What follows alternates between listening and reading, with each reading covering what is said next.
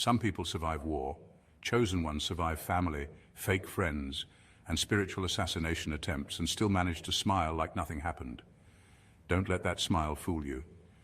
Behind that calm energy is a walking miracle, a divine enigma, a soul that's been ambushed by darkness, misunderstood by the very people they tried to save, and targeted not for what they did, but for who they are.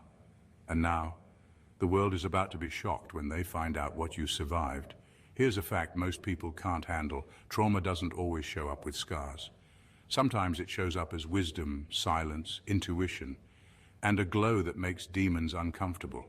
The truth is, the chosen ones weren't sent here to have an easy life. You were dropped into spiritual war zones with no manual, no backup, and, let's be honest, a few shady loved ones who came straight out of the villain chapter of your origin story, but somehow you outlived every trap. You buried versions of yourself without funerals, and you resurrected in silence while everyone thought you were done.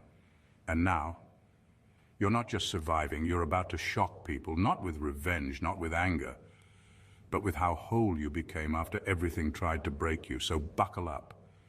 Number one, you survived the weaponization of your own kindness. You survived something most people never even realize they're going through. You survived the weaponization of your own kindness. You weren't just taken advantage of. You were emotionally manipulated by people who studied your empathy, who observed how far your heart stretched, and then used it as a weapon against you.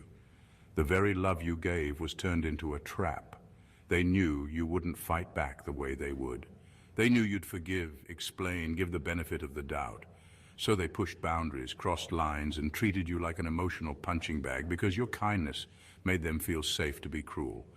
That's what makes what you survived so devastating. It wasn't loud, it wasn't obvious, it was subtle, calculated, and relentless. The betrayal didn't come from enemies, it came from people you went out of your way to help. People who called you when their world was falling apart but disappeared when yours was.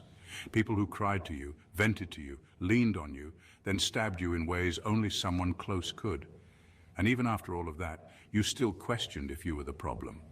That's how twisted it got. You didn't just survive toxic people. You survived the slow erosion of your own sense of self. Because every time they used your kindness against you, you began to wonder if maybe you were being too much, too soft, too emotional. But you weren't. You were just surrounded by people who saw your light and wanted to dim it for their comfort. And now, the same kindness they mistook for weakness has become your superpower. Because no matter how many times they tried to break it, you're still good, still giving, still loving. But now you've got boundaries, now you're awake. You survived being turned into a doormat and came out a door only the worthy can walk through. That's not just healing, that's transformation. Number two, you survived a reality that was custom designed to break you. You didn't just survive random hardships. You survived a reality that felt tailor-made to break you. The chaos in your life wasn't just a series of unlucky events. It was like everything around you was strategically designed to attack the deepest parts of your soul. While other people went through difficulties, you were going through full-blown spiritual warfare, layered in situations that felt too specific to be coincidence. The betrayals weren't just painful, they were personalized. The heartbreak didn't just hurt, it hit you in places only the universe would know mattered. That's not ordinary suffering. That's a coded attack on your calling. You weren't being punished for being weak. You were being targeted for being strong in a way that threatened everything false around you. And the craziest part, you hadn't even fully stepped into your power yet. You didn't know who you were, but life did. And so did the forces that didn't want you to remember. That's why things kept falling apart every time you got close to clarity. That's why people kept switching up on you right when you were about to elevate. You weren't just trying to survive life. You were trying to breathe in a system programmed to suffocate you before you even woke up to your purpose. What you survived wasn't just emotional or physical, it was energetic. You were a threat the moment your soul entered this world. And instead of caving under the weight of it all, you recoded the entire program. You didn't conform, you didn't give in.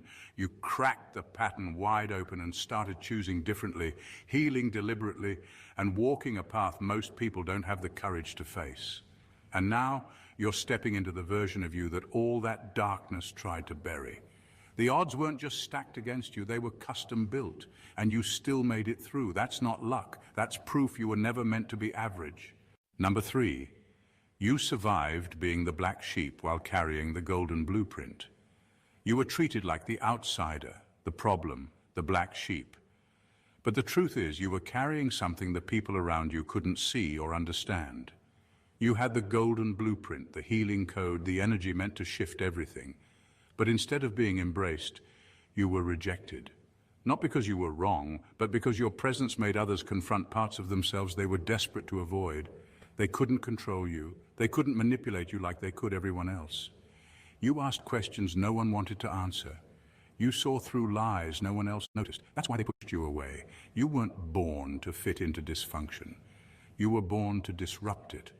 And that kind of energy isn't always welcomed, especially in families or environments built on secrecy, generational pain, and silent suffering. You were the one who said, "This doesn't feel right." You were the one who called things out when everyone else stayed quiet. But because you saw too much, felt too deeply, and spoke too honestly, they labeled you as the issue. That was never fair, but it was expected because people fear what they can't control. You survived being misunderstood in rooms you were sent to heal. You had to carry spiritual maturity while others played victim. You were expected to stay silent to keep the peace, even when the silence was killing you inside. You were shamed for being different, when being different was your assignment all along. And through all of that, you still didn't lose your heart. You still didn't become bitter.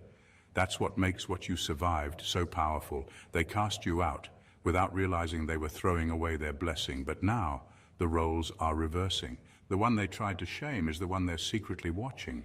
The black sheep is becoming the cornerstone, and whether they admit it or not, the energy they once rejected is now the very thing they need to heal.